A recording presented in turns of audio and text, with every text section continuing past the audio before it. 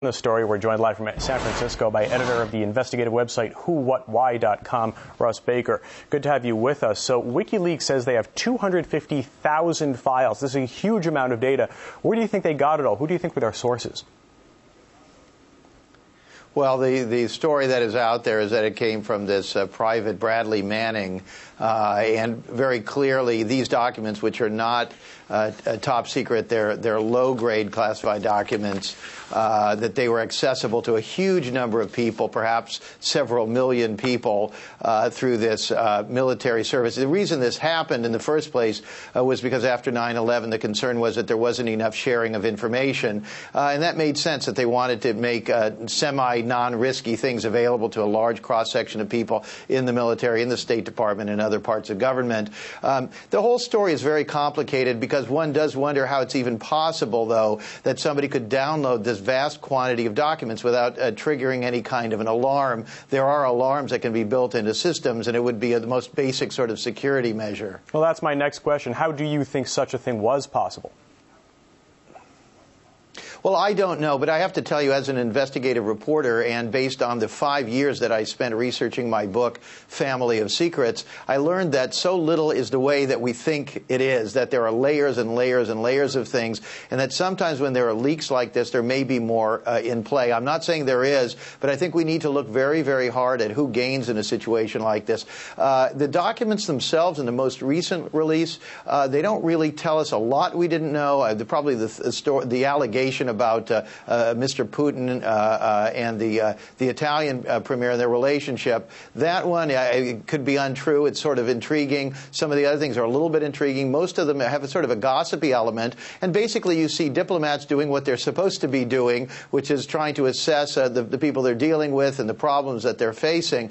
So it's hard to figure this out. But it is not impossible, of course, that there could be some larger agenda at play, because there are always factions within a government who want to unsettle things. And frankly, I mean, who loses in this situation? Even though a lot of this concerns efforts that began under George Bush, Barack Obama is the person who is hurt worst, I think.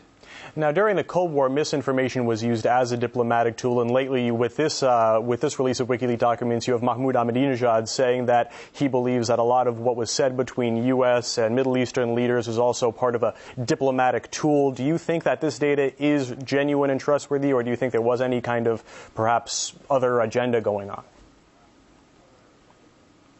I suspect that these documents are real and that they do reflect particular situations.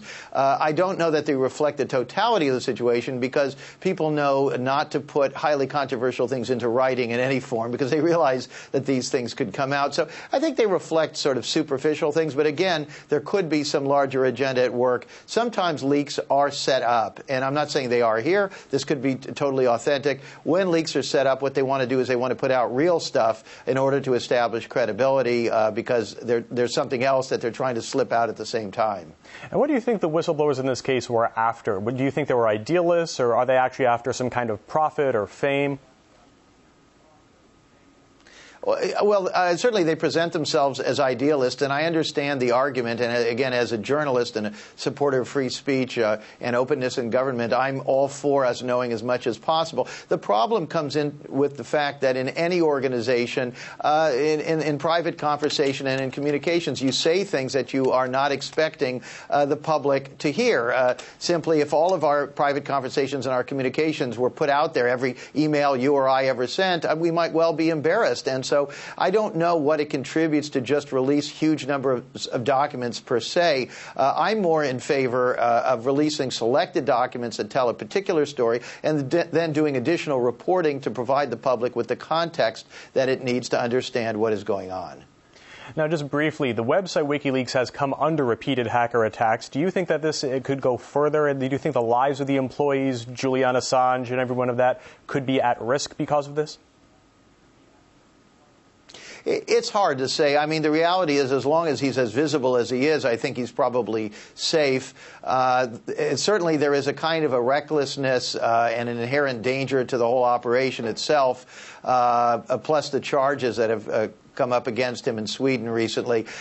So this whole situation is extremely volatile. And what's interesting is it's sucking this sort of classic kind of mainstream media into it, too, because establishment outfits like the New York Times don't want to get left behind. It's everybody's scrambling to get a piece of this thing. If it blows up a particular way, everybody could end up with egg on their faces.